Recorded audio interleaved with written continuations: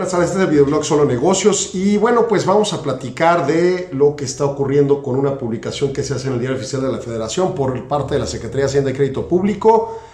Se modifican los estímulos fiscales y el subsidio IEPS, el Impuesto Especial de Producción y Servicios que tenemos en combustibles en el país.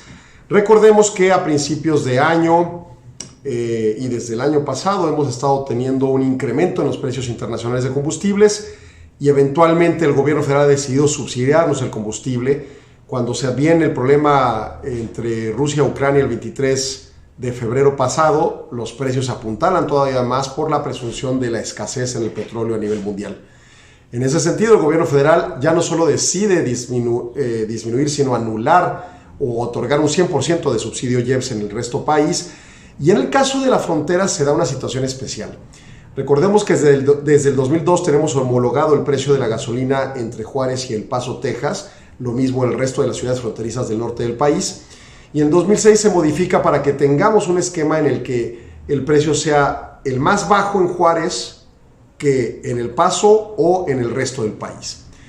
Dado eso y que en el 2017 se liberan los precios de gasolina en todo el país, este esquema se cambia a uno de subsidios IEPS directos o estímulos específicos en IEPS.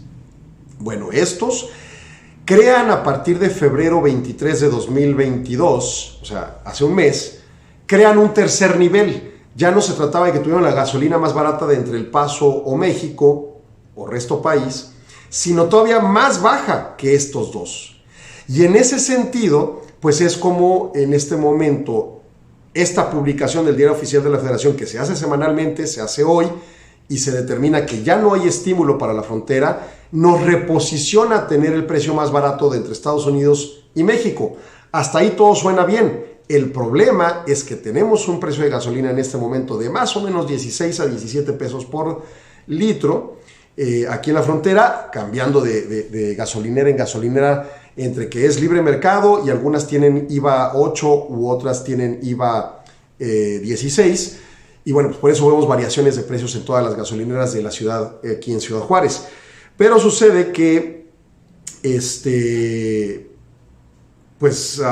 El Paso, Texas ronda $3.65 el galón y un galón son $3.85 el litro, andaría hacia $18.96 la tendencia bajista de gasolina en El Paso, así que podríamos quedarnos en ese precio o irnos hacia los 21 o 22 que están en el resto del país, dependiendo cómo se mueva la gasolina libre, que allá sí no tiene IEPS en El Paso, Texas, tiene otros impuestos y no hay subsidios, y entonces la movilización allá es más acelerada. ¿Está bien o está mal esta situación? Miren, para empezar, está bien en función de que se despresurice la presión, valga el comentario, sobre las finanzas públicas del gobierno federal. En el presupuesto de egresos no había presupuesto para estar dando estos estímulos y sin embargo, bueno, pues se dieron contra lo que pueda ser en un futuro sacrificios, ya sean recortes presupuestales o deuda pública.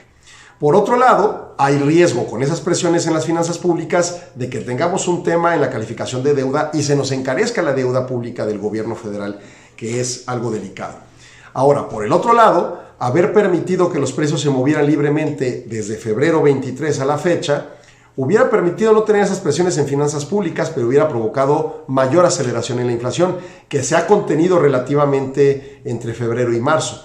El tema en concreto es que, pues si se tenía un pronóstico por parte del gobierno de no poder aguantar mucho tiempo y nomás aguantaron un mes ese subsidio extraordinario, pues mejor lo hubieran dejado moverse libremente desde finales de febrero y no de golpe, de un día para otro, quitarlo. En fin, lo cierto es que a partir de las 0 horas de esta noche, bueno, del sábado, la gasolina va a subir.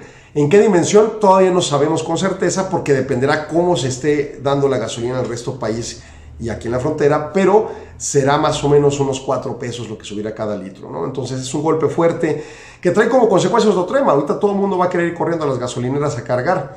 El problema es que en Ciudad Juárez y en México no tenemos una reserva de gasolina importante, así que si ahorita escaseamos la gasolina porque todo el mundo carga en viernes, no solo va a estar más cara mañana, sino ni siquiera va a haber gasolina. Entonces también tenemos que tener cuidado con ese tema, pero bueno, en fin, sirva el comentario para entender los alcances de las políticas públicas y las determinaciones ante un contexto de tanta incertidumbre y por supuesto tantas presiones en los precios en función de la pandemia de origen y por segundo nivel, pero ya quizá más fuerte la guerra entre Ucrania y Rusia y, por supuesto, algunas políticas públicas en nuestro país que han venido generando conflicto. Y también es bien importante para un futuro otras discusiones. Acaba de decir en la semana el presidente de la República que si sigue la inflación podrían evaluar en el gobierno federal fijar precios. Este es el mejor ejemplo en este mes de qué significa fijar precios. Fijaron un precio bajista a Ciudad Juárez en su gasolina y resto de ciudades fronterizas, entre resto país precio alto de gasolina y las ciudades hermanas americanas precio alto de gasolina, creando un esquema subsidiado de gasolina. Nada más aguanta un mes, al mes siguiente te lo aumentan y de repente te va a subir de golpe 4 a 5 pesos.